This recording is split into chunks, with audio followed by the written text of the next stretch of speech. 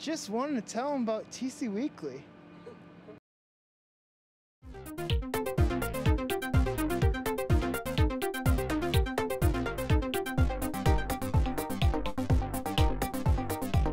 My name is Richard Teal. I'm an accounting instructor here at NWTC. I am a CPA. I graduated with a master's degree from Brigham Young University with an emphasis in tax accounting.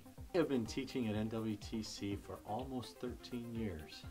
Our program and the semesters are designed to start out with the basics. So in the first semester, you're just going to be introduced to accounting. You're going to be taking other courses that will help reinforce what you learn in that basic class. In the second semester, you're then going to expand upon those basics. So it's still fairly basic, but we're going to now break out into from general accounting to corporate accounting to partnership accounting, those sorts of things. We're also going to give you a flavor for payroll as well as helping you work with Excel programs. By the time you get to your third semester and your fourth semesters, we're really going to branch out. You should have the basics. So now you're going to branch out to all of the different areas of accounting you can go into. You're going to be taking tax accounting, you're going to be taking cost accounting. Eventually you're going to take managerial accounting in your fourth semester. You're going to have government accounting in your fourth semester. You're going to get into business taxes. You're going to also have experience in working with several of the computer programs like Peachtree and QuickBooks. The field of accounting allows people, or looks for people, not just with visors and pencils behind their ears, working in some back smoke-filled room, but accounting has all kinds of opportunities. The FBI is one of the largest hires of accountants out of school right now because they use accountants in what's called forensic accounting. Forensic accounting is trying to follow the flow of money. So if Al-Qaeda is going to make an attack somewhere, generally there's a large flow of money for resources for them to make their attack. So forensic accounting goes through and tries to help discover where these flows of cash are going, and in so doing helps the FBI and others to thwart any Al-Qaeda or other type of organization's attempt. By the time you're done, you'll know the variety of fields that you can go into accounting, as well as have some real hands-on experience with some of the computer software that's out there.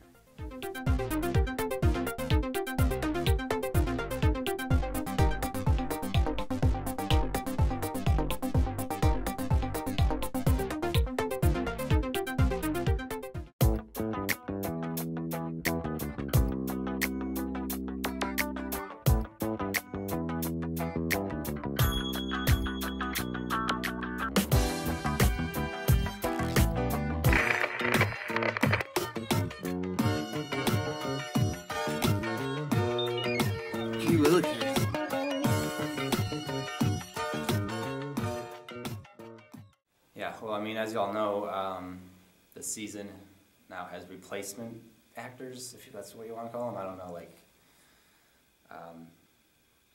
well, originally what happened was Wade and I were just getting frustrated with the amount of money that we were getting or weren't getting, and we decided to go on strike because of that.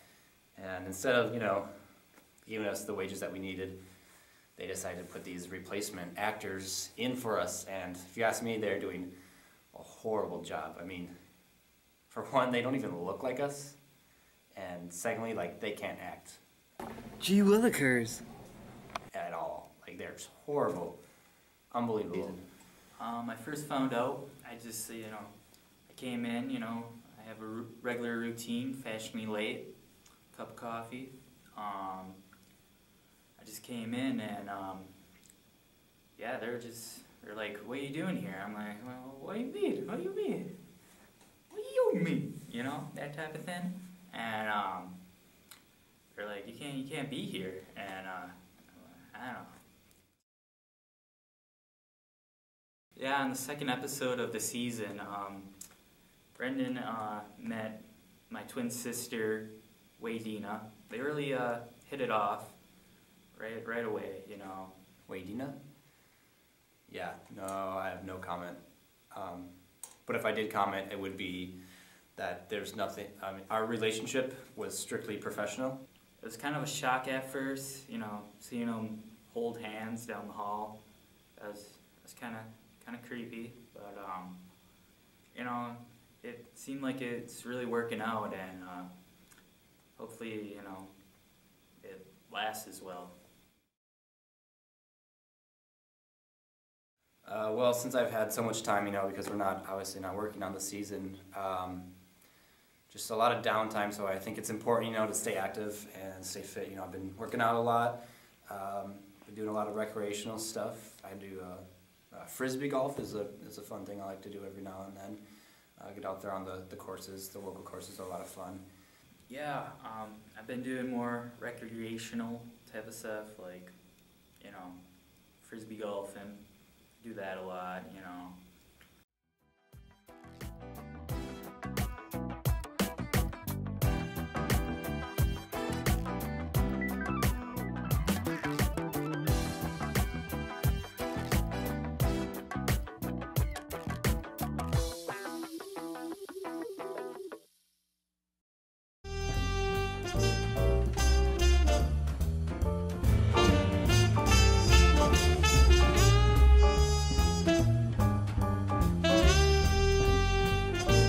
Hey, down in front.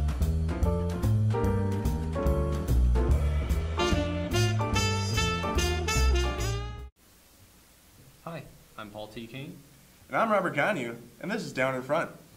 Here at Down Front, we review good movies and bad movies. And with today's feature film, it has been what's considered as the Citizen Kane of all bad films. With that said, there can only be one film in store. This is the moment you've probably not been waiting for. We are reviewing Tommy Wiseau's The Room. From the information that we've gathered from IMDb.com, Wiseau, the director, filmed this movie in both high definition and 35mm film. The reason was he didn't know that the two were being used at the same time, and he didn't know that there would be a clear difference. This film was written, produced, directed, and stars Tommy Wiseau, whose origins to this day are still a mystery, even to Mr. Wiseau.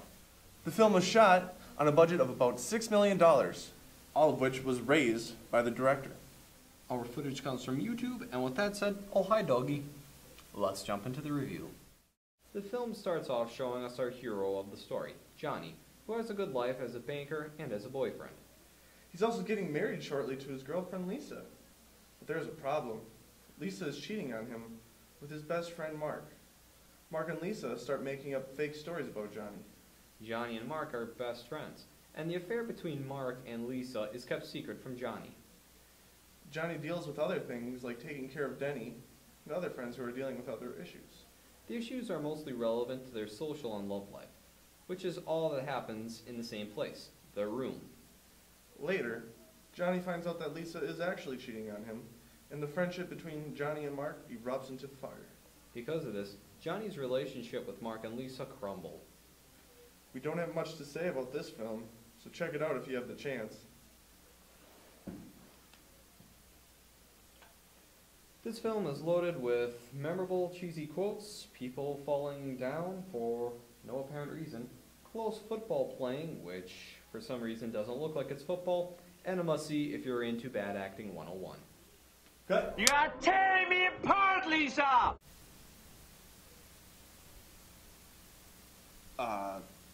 That was interesting. It starts off like a love story, then it spirals into a drama, and then into a black comedy. Though the writer, Tommy Wiseau, originally had this plan to be a play, then a book, and then eventually a movie.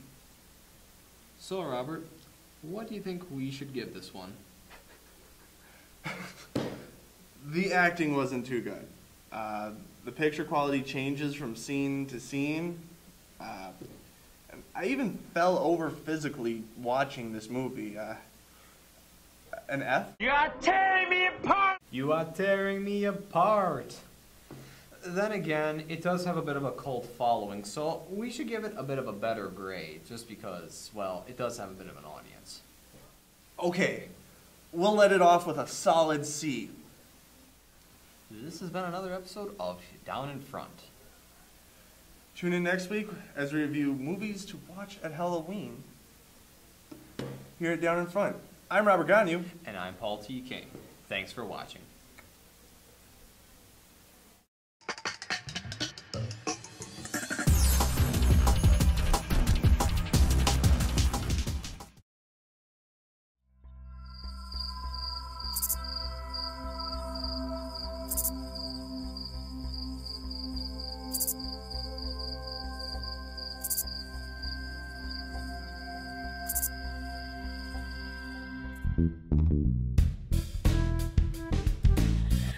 Welcome to this week's episode. This week we're going to go hiking in the foothills of Alaska. So why don't you come and join us? So Jody and I decided to take a trip to Alaska to do some hiking and camping. After we landed, we were en route to the foothills that we wanted to hike in. After we arrived at our destination, we were dropped off. We soon had to hike to our location. Keep your eyes open, and we're about to have our adventure in Alaska.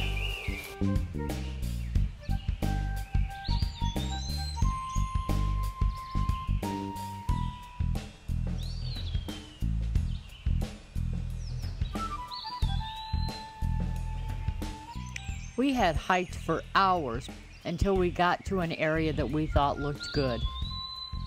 Okay, I'll pull out the tent and you kind of clear out some of the brush so that it's a flat campsite. All right, let's set up for camp. And remember, you're on dinner tonight.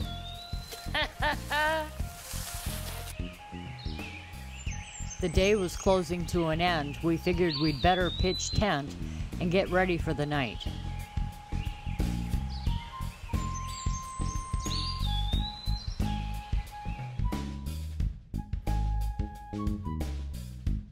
We have since pitched our tent, and I think we're going to need to find some firewood because the sun is getting ready to set. When it gets dark out here at night, it is really dark, and we need to be prepared for that. Hey, better idea yet, no firewood even needed. I have this thing called a camp stove. We'll fire that up, get our water boiling, and add our instant meal and have our dinner that way. So, Jody brought her dehydrated food for dinner, so we set up camp, had dinner, and was getting ready to call it a night.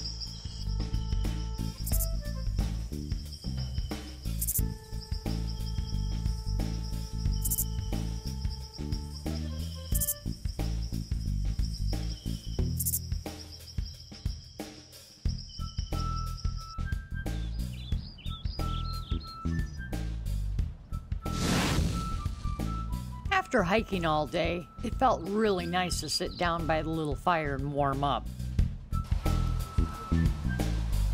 Sorry, we didn't have lighter fluid. After sitting and relaxing for a while, we decided to pass on dinner. The weather started to look like it was going to turn really fast, so we decided it was time to turn in. Once we got settled in, we started getting a little spooked. We had seen tracks around our campsite, but we weren't really sure what kind of animals belonged to those tracks. We started to realize that the sounds of nightlife started to take on a whole new meaning.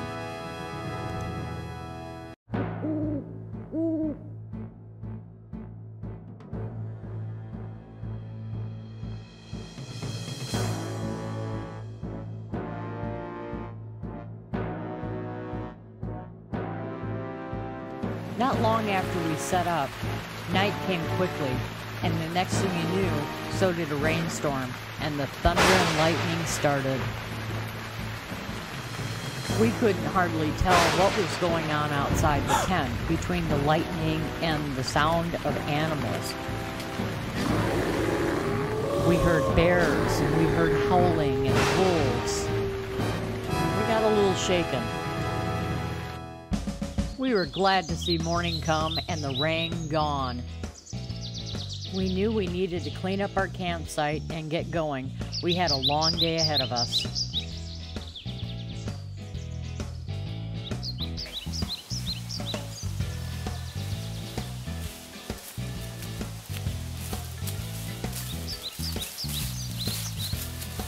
Wow.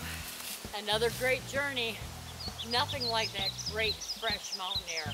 That's right. And that lightning storm and the bear, those things only add to the adventure. And what an adventure it was. Until next time, as I'm Hope. And I'm Jody. Later. Bye.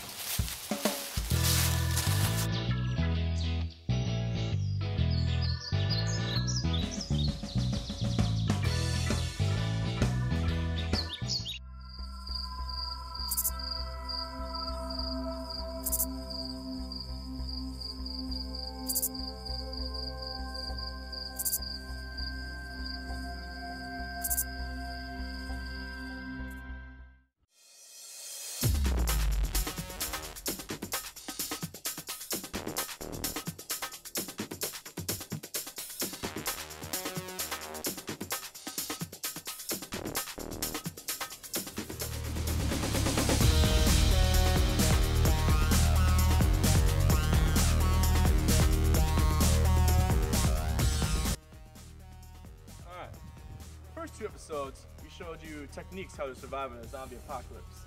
And I got word for some zombies. So we're gonna go show you so I can tell you how to identify a zombie from a real human being.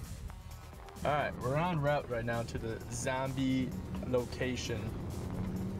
I'm kinda scared, I hope you're scared. We might die. This could be the last day I ever see a camera. Hope the intensity's building. We're in the woods. The apparent zombies are. We gotta be quiet. I think I hear something. Let's get closer. Let's go.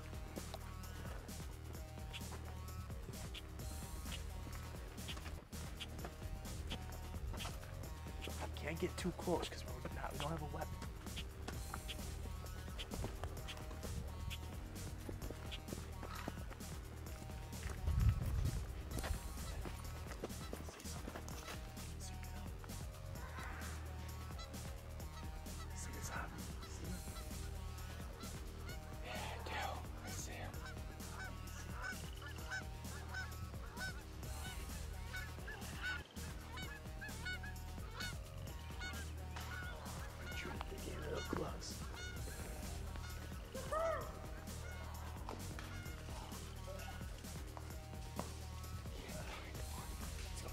Close.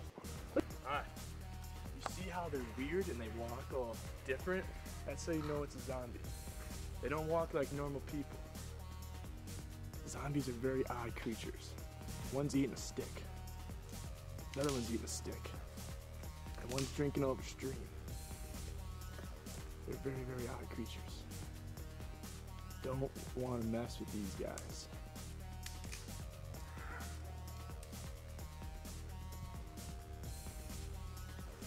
Zombies don't talk like humans do. Like they go, like you heard, they make weird, devilish, grunting noises.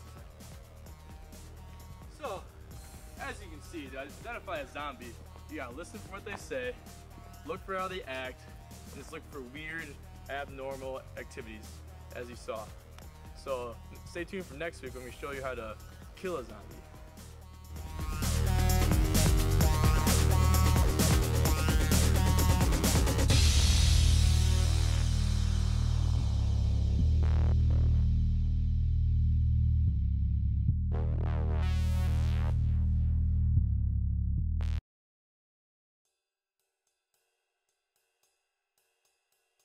I barely slept that night.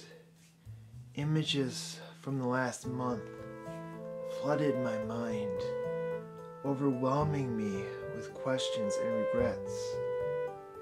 My world is falling apart again, and I don't have control anymore. I don't know what to believe or who to trust. I'm losing my mind.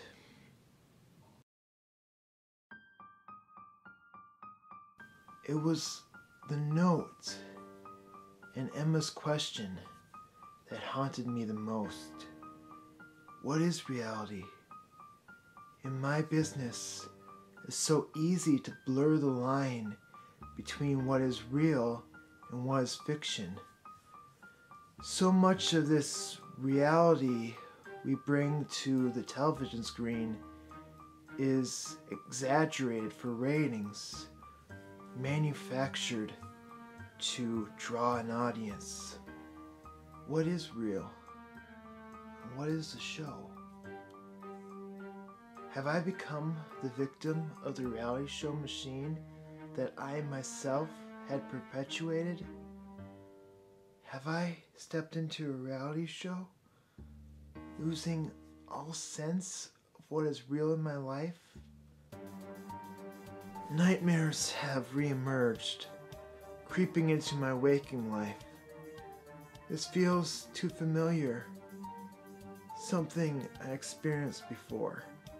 The skeleton in my closet, the one that forced me out of the reality show business, is making a reappearance.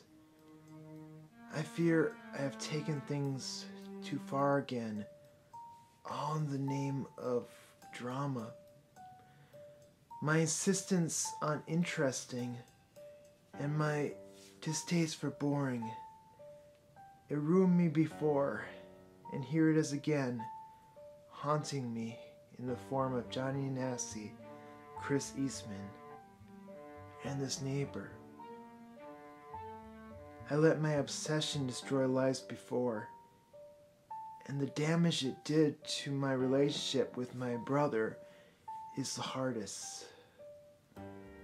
Now is when I need him the most. Jesse, I really need to talk to you right now. I know it's hard to forgive me for what I've done, but you need to know that I regret it every day. I just really need you right now. Please, call me back.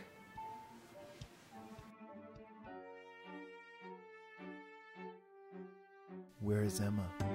So, who are you? Why do I not know of you? I see, so you're the one responsible for all these cameras in my apartment. I can thank you for invading my privacy. Who are you? And what is your relationship with Johnny? What do I need to know? I'm just a neighbor. You hired me to get a job done, and this is what I do. I determine when I've crossed the line. I'm the professional. I asked around, no one's heard of a hitman or Chris Eastman. There's no file of a man who creates the hits. No matter what, you'll hear from me again. Do you know what is real and what's a show? Chris! Get out here! Chris, I need to talk to you now! Where are you? There's no one there. Johnny, where's Chris? What did you do? You pushed me too far. Johnny, what have you done? Jesse, I really need to talk to you right now. I know it's hard to forgive me for what I've done, but... Hello? We got him.